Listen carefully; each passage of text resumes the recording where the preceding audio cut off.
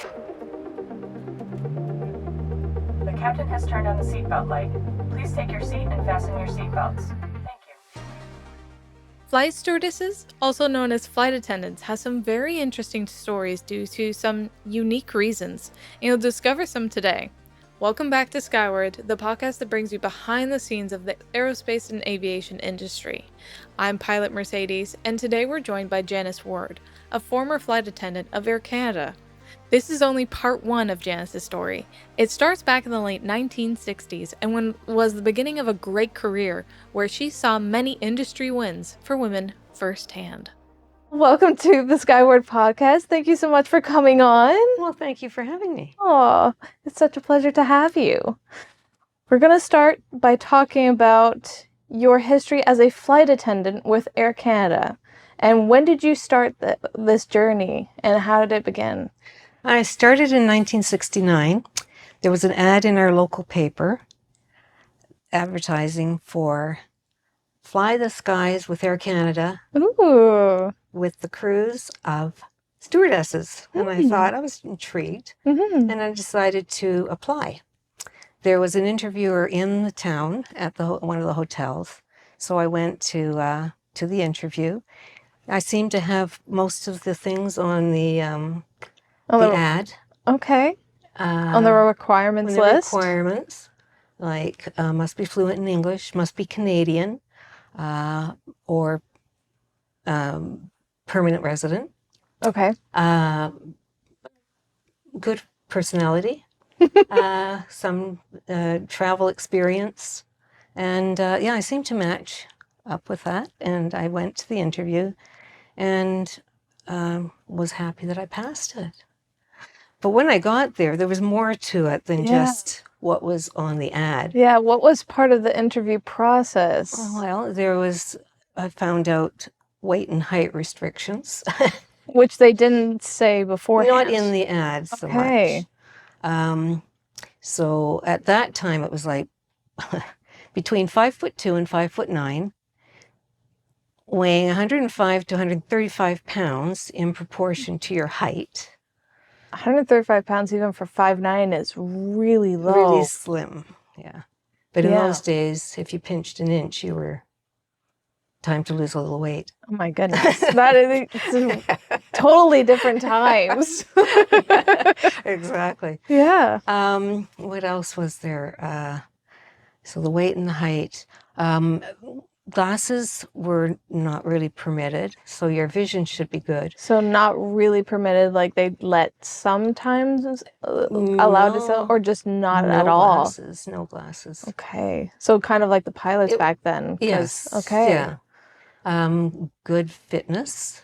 So physical fitness was very important. Did they make your health and fitness? You had to be in good shape for. Did they have you test any weights? Like, could you lift this? No, they did not or? At the interview. They did not. No. Okay. So those things. So once I did a walk and did a turn and lifted my skirt, showed that I had legs good enough to match the new uniform, which was a mini dress. Yeah, which you said was this dress right here. That's right. I passed. That interview was sent on to Toronto International Airport for a second interview and a medical exam. And then it was off to a 5-week training in Montreal. Oh, wow. A very intensive training of emergency procedures, safety, service procedures, like serving the food, etiquette, finesse, grooming. They spent time with makeup. Yeah. And first aid was very important too. Because prior to that, nurses were hired as flight attendant or stewardesses at that time. That was no longer a requirement. So first aid was important, that we all knew how to do first aid on the flight. And how long was your first aid training back then? Considering prior you had to be a nurse to become a stewardess. Yeah, it was kind of like a St. John ambulance training. So I think we spent a couple of days on first aid. So what did you learn in the first aid classes back then? Well, we have equipment on board the aircraft. Oxygen was important for people having heart attacks. So it would be air sickness was very common back then, ear problems, choking that would be something that would often happen on flights, and then heart attacks, how to deal with heart attacks or seizures. Okay. Yeah. Yeah, those are some pretty big things to deal with on a Yeah. flight and anywhere. Yeah, could be. And I through the career I did experience quite a few Okay. of those things Yeah. and was able to deal with them because of our training. So the training made you confident to deal Yeah. with them, and Yeah. did you ever had to deal with that alone, or? No, you always worked as a crew, so you always had a backup. You always called your crew to assist. So that was, thank goodness, that was. Yeah. We always worked as a team. Well, that's Yeah. wonderful. It's really nice.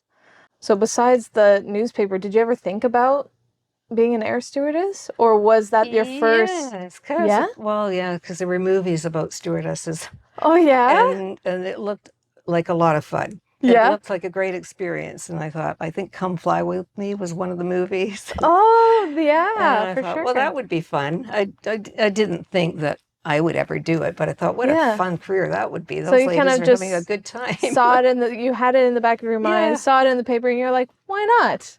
Well, also, my background, my family, we were Air Force. My father was in the Air Force, so we moved around a lot Okay. across Canada and overseas. So I was used to traveling, and I liked it. I Yeah. like traveling. So I think that was also a bit of an inspiration for Yeah. the job as well. I thought, oh, I could see the rest of the world. Yeah, you could continue Yeah, traveling. exactly. Okay, well, let's go back a little bit. So your parents were in the Air Force? My dad was. Your dad yeah. was. What was his role in the Air Force? He was more in administration. Okay. Yeah, he wasn't a pilot. No. No. But But he's my parents met during the war, so he was Right. stationed in England, and that's how they met. Oh. She was English, and she was the war bride coming back. Okay. So and he was Canadian and he was part of Canadian. the Canadian Air Yeah, Force. exactly. Oh, that's Canadian. a cool extra backstory to it. Yeah, a little background. Yeah. Well, that's very cool. So then, as you highlighted, airlines back then had very specific rules about how flight attendants should look, weight, height, and even the way they wore makeup. So, can you share what those expectations felt like for you and how you navigated them? Well, I think for the most part we accepted them, and Yeah. because people dressed nice to travel in those days, so we wanted to also reflect that image as well. And I think that it wasn't it wasn't anything we disputed. We wanted to look good. Fair enough. And the passengers wanted us to look good. So it wasn't something that was disputed. A lot of the other requirements did relax a little bit as far as weight. But I should let you know that in the beginning, we had pre-flight grooming checks before every flight. So before you what got was on, part of that? that was checking your makeup and checking that your hair was above the collar, and if it was any longer, it should be up. Okay. Checking that you didn't have any extra jewelry on. You could allow, little studs for Yeah. earrings, but no necklaces or. Interesting. Checking your nails that they were polished and no chips. And I think one of the biggest things was weighing in. Okay. We had to weigh before the flight. Every flight. Yes. And if you had gained weight, you could be taken off the flight. Really? Really. So you could come to work and that day maybe even said you're kind of on the heavier side and you had a big meal the night before for whatever reasons. I think it would be more than just the meal. It would be, that you've gained some weight.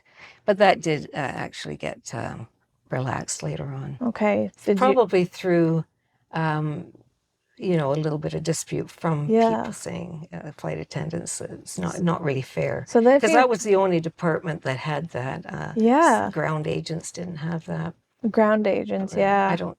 Pilots, of course. Well, they had their own physicals to go through, but I think for the flight attendants it was more of an image thing. Well, Yeah, a lot different than today. I mean, very much. they look very put together today, but they're not so much focused on how they look as intensely as a model would That's right. as today. Yes. Yeah. So how old were you when you became a flight attendant? I was just turning 20. Okay. Yeah. So you're very young. Very young, and Yeah. most of us were. I was actually still in university.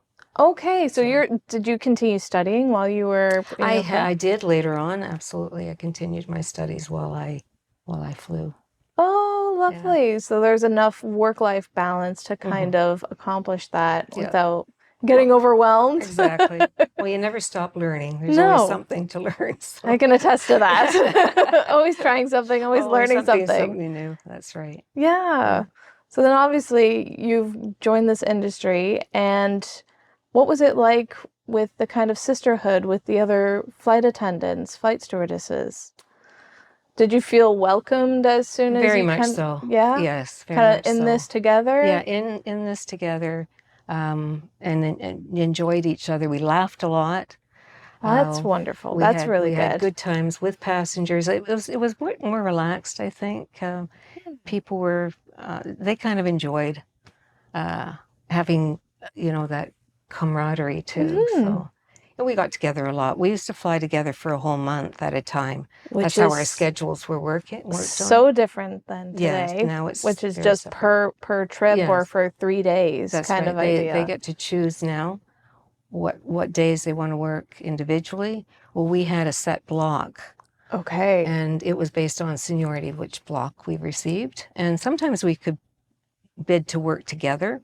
So if you had somebody that you really liked working with, you could bid the same block together. Interesting. And then we'd travel together for the whole month, which was a lot of fun. And then you could plan each week. Well, next week, let's go take the tour of the castles, or let's go shopping, or there was always something that you could plan ahead. Oh, that's so fun. That's so exciting too. It was. Yeah. So when you say block, what does that mean exactly? So on paper, it would show where you were going and what days you were going. So say if you're going to London, leaving on Sunday night and coming back Tuesday. Okay. So, and that would be possibly every week you do that, maybe four of them. Oh, and cool. And you'd have a nice layover. There might be something else thrown in there, like a Montreal turnaround or... Okay, so you knew all that ahead of time, and we you knew exactly who else was on that block? Could you see that? Only once they were announced. Yes. Yeah. Okay, so you could see everyone else's schedules and be knew like, we're together. We're together again. Oh. Yes, yeah.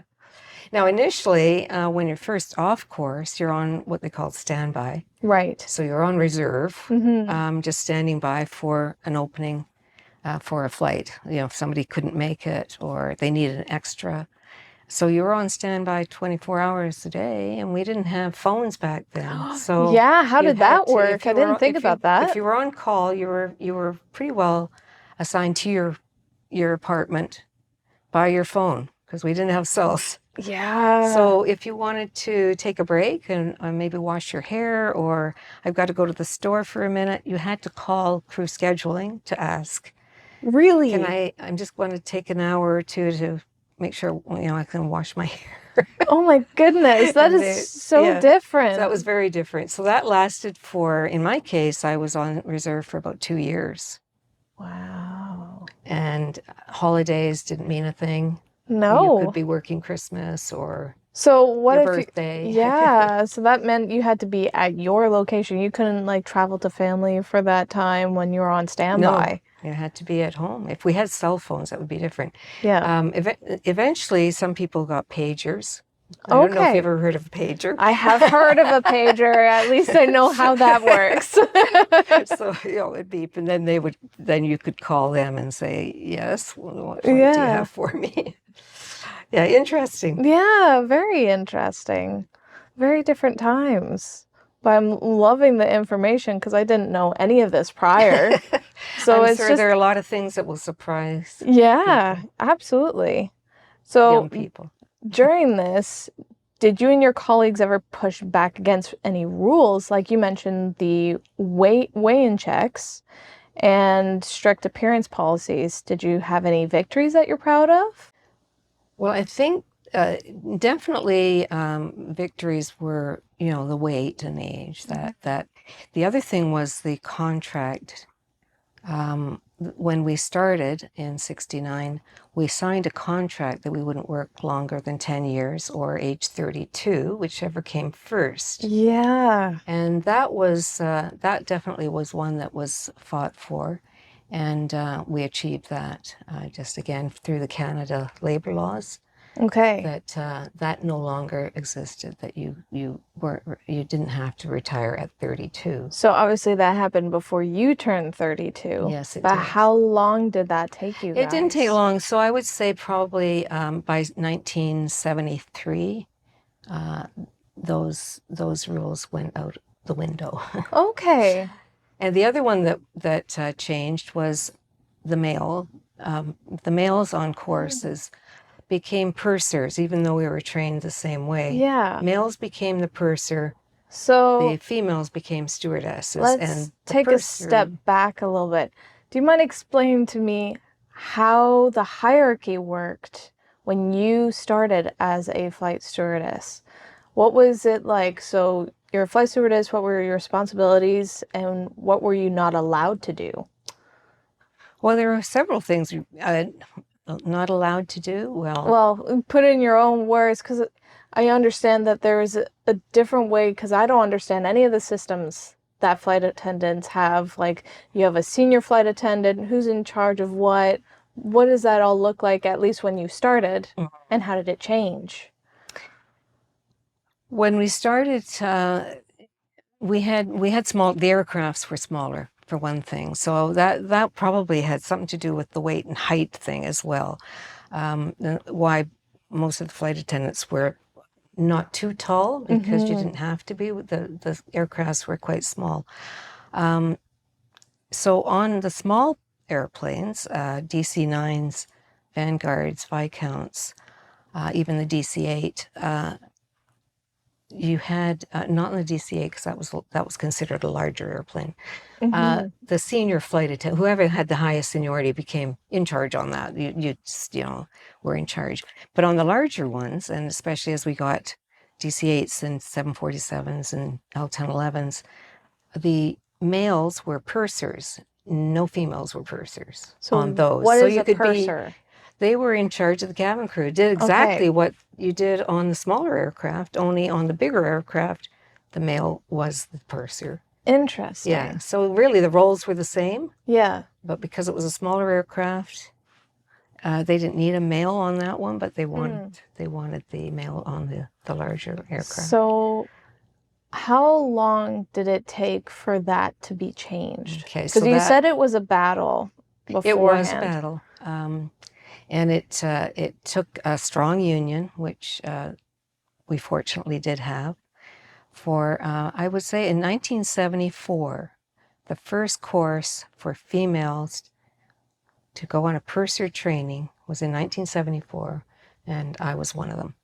Really? You were part of the first course? I did. That's amazing. Yeah, so that changed a lot of things. I think that opened the doors to show that women could do higher roles, better roles, more responsible roles. And I think that opened a lot of doors for females in general. Our first female pilot, Judy Cameron, started in 1978.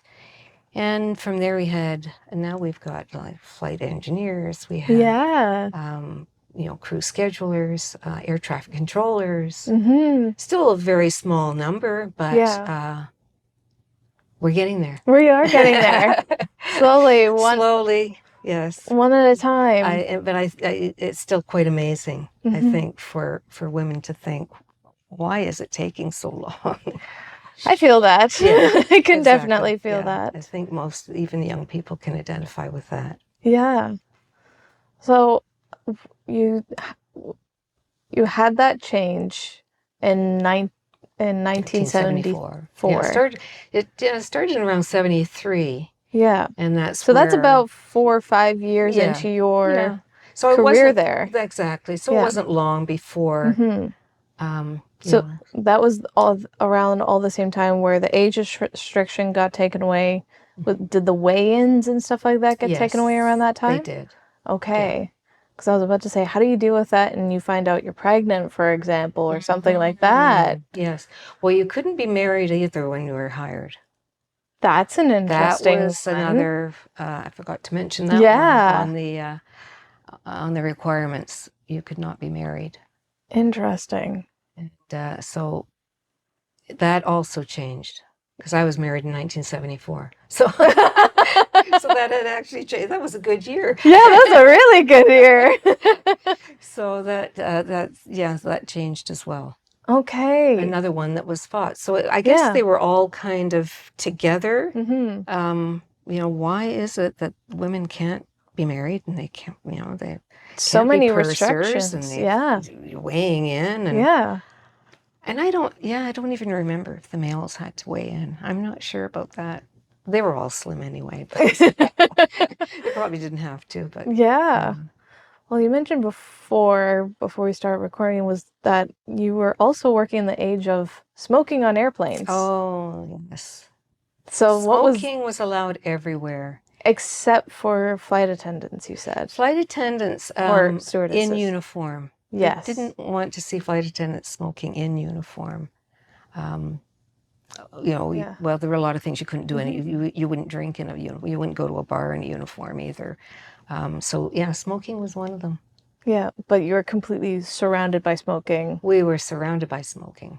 Yeah. So what was it like back then? It was like a smoky cabin is what really? it was. And when you got off, you felt like you'd smoked because it was in your throat. Yeah, you're getting you're getting second degree smoking. Yeah. In fact, I can remember people, because you couldn't smoke until the seatbelt sign came off. Okay, so you're taking off with seatbelt sign on and the no smoking signs on.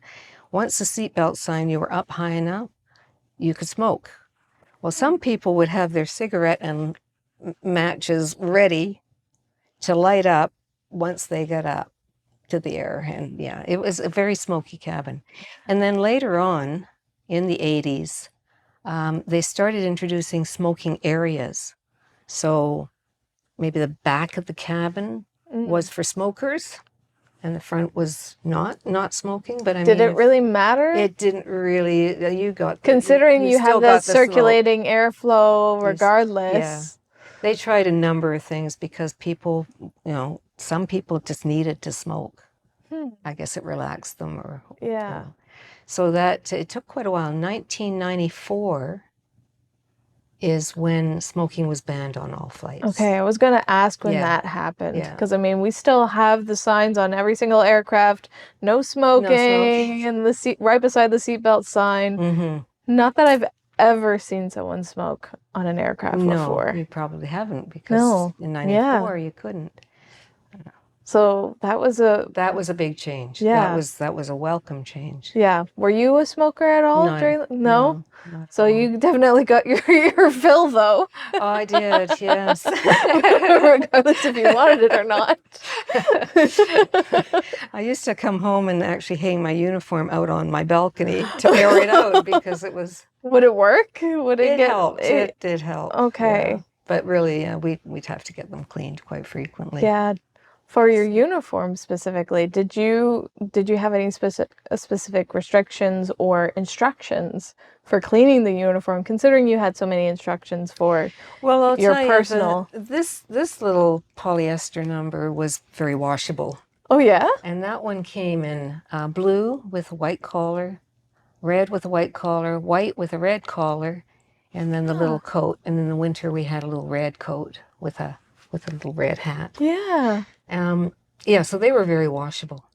Okay. And that was which is like very polyester. Helpful. Yeah, it was easy to pack too. Just put an extra uniform in it. Didn't take up much room. Yeah, that's fantastic. And you even have like little gloves as well. Oh yes, gloves. And we had to learn how to practice walking too. That was part of our grooming training, was walking with your your handbag on your arm and your little gloves. Yeah. Well, and I'm just noticing now that you had little high heels and stuff, whereas today people wear basically whatever is comfortable. Still professional, but comfortable, whereas you're wearing We walked heels in heels on a an flight. aircraft. On an aircraft, up and down the aisles. Oh my goodness. Sometimes after a long flight, say at a Vancouver turnaround, your feet were killing you. Yeah, well, you had to deal with balance as well as everything else. Oh my goodness. You were very talented. We were. I think we used to practice with a book balanced on our heads, so our posture was just so. So you could definitely have like a two-career thing. You could have the flight stewardess and modeling at the same, like, you had all the same training. Now, this uniform was introduced in the mid-70s. And Yeah, I love it. Multi-piece, many pieces. There were enough components to have a different look, 300 different looks. Which is just because there were so unique. different pants, there were different shirts, there was so it was definitely an interesting uniform. Yeah. And very comfortable though. It was comfortable. is that what's in that book? And with that, yes, that came with a book on all kinds of information on grooming. So this is the Air Canada manual for flight stewardess. That's right. So saying the career wardrobe, your fabulous face, healthy hair, and how to raise it. Interesting. Yeah. Interesting wording. Yes. How to put it up in different dues. Yeah. The eating habit. Exercise is important to your body and your life. I mean, they're not wrong. That's right. Getting it all together, the finishing touch, packing it up, and addresses and notes. Quite It was a very handy book. Yeah. Such as that I've kept all these years. Well, it's great to reflect on now. You get to share it. Yeah. But actually, a lot of it is, good eating habits. I mean, a lot of it is actually could definitely apply today. Yeah. And some fun illustrations in it, too. Very, very much so. So that was a good era. I think that was a lot of fun, too. Yeah. I absolutely love the whole outfit with the shirt and it looks like a jacket coat. Yes, yeah. And again, T-shirt. Totally washable. Yeah, the entire thing. Yes, yeah. You could wash the shirts, you could wash because these again were polyester. Okay. And so it was comfortable though. It was very comfortable. Okay. It was very comfortable. And then is that jacket part of it, or was that your was our personal winter? one? That was our winter coat. Okay. Yeah. And then we did have a spring coat that was more like a raincoat. Okay. Was that warm enough?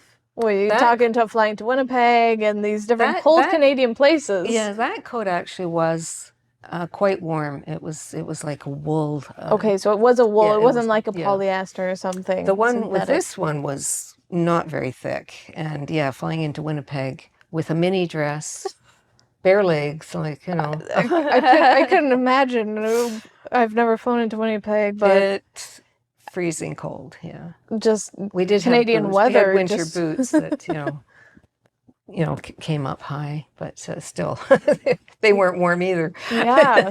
So when did your footwear start to change? I guess is a good question. Well, you could in flight you could wear what they call fatigues, so they would be like a flatter shoe. Okay. So just for doing the service, and then you'd have to put them back, your heels back on for. So at least they gave you a little bit of leeway there. Right. Yeah. Well, that's really good then. Well, then explain to me, what is this picture? 2004. Okay, that's my last flight. That was my retirement coming in from South America.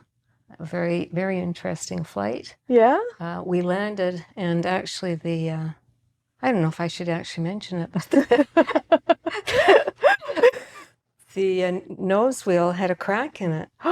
No. Yeah, so the pilots noticed something wasn't right. Yeah. And we landed, and they took pictures of it, which I do have a picture of. Okay. But obviously you landed safely. We landed and safely. They addressed it after the fact. It was exactly. Yeah. No, it was a great flight. A lot of fun, but sad. Yeah. It was sad to leave. Yeah. Yeah.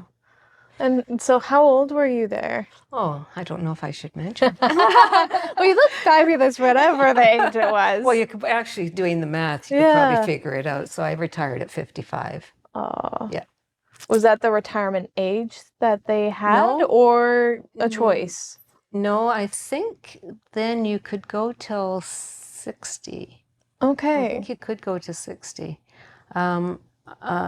It just happened that there was packages being offered at that time, and I thought, well, maybe I could start doing something else and take the package and try Okay. something different. Yeah. And then what's this one in That one is- 1979? That was an award, a safety award I received.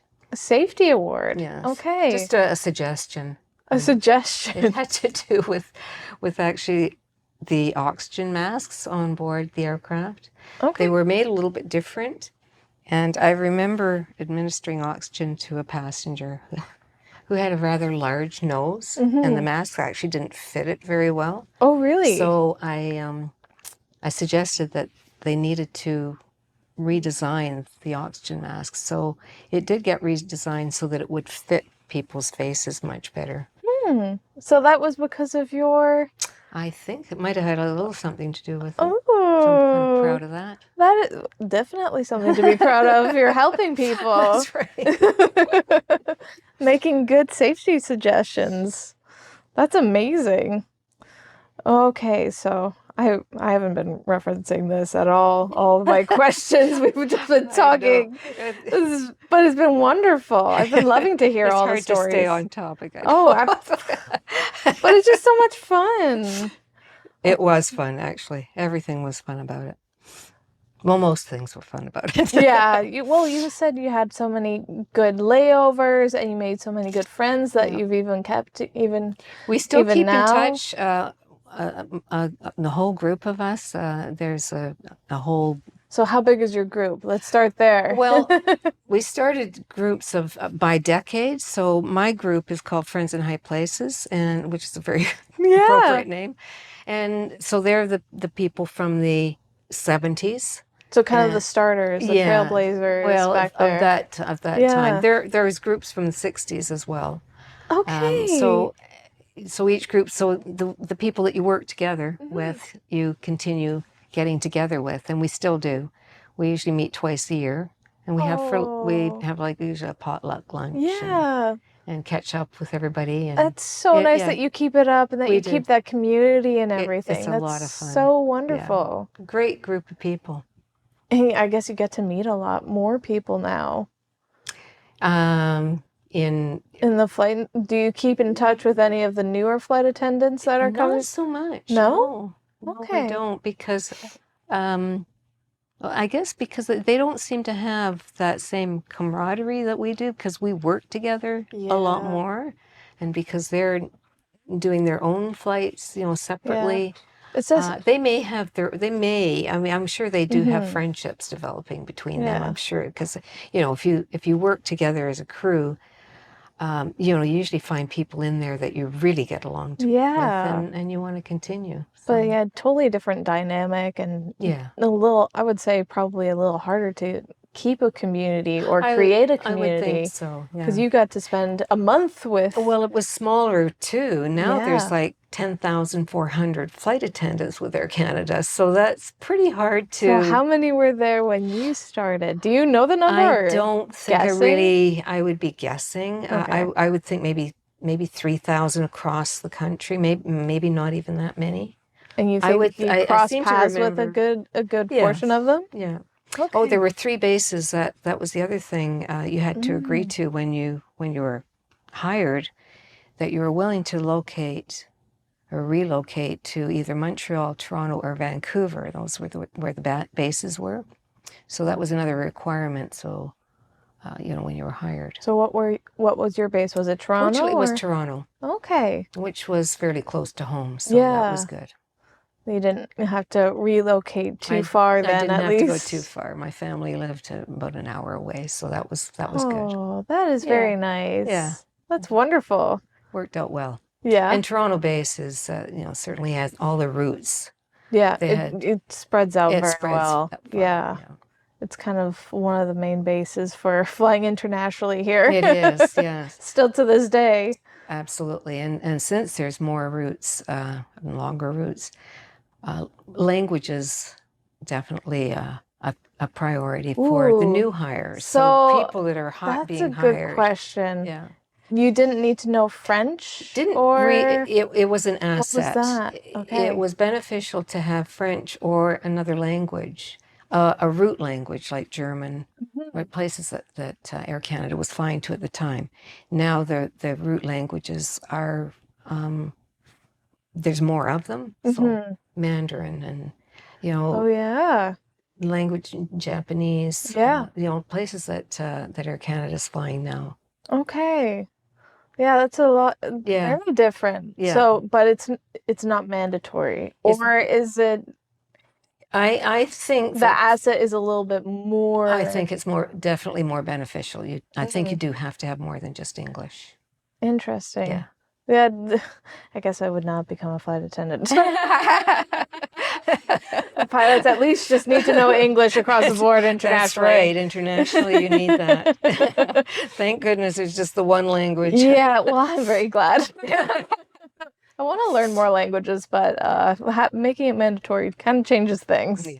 I learned a lot about what it was like to be a flight attendant in the 1970s. I was surprised by so many of her stories, and I'd never heard any of them before. What surprised you the most? A huge thank you to Janice for coming on. I can't wait to share the rest of her journey with you. See you back for part 2 of Janice's story on the next episode of Skyward. Thanks for listening. If you enjoyed this episode, please share it with a friend. To those listening on Apple, Spotify, or other listening platforms, please remember to follow and hit the notification button so you'll never miss an episode. Check out the Skyward YouTube channel to watch the video recording of each episode. Don't forget to follow on all social media platforms to stay up to date. Lastly, if you have a story or know someone who does from the aviation aerospace industry, email the podcast at info@skywardpodcast.com. Your support means the world. Thank you so much for tuning in.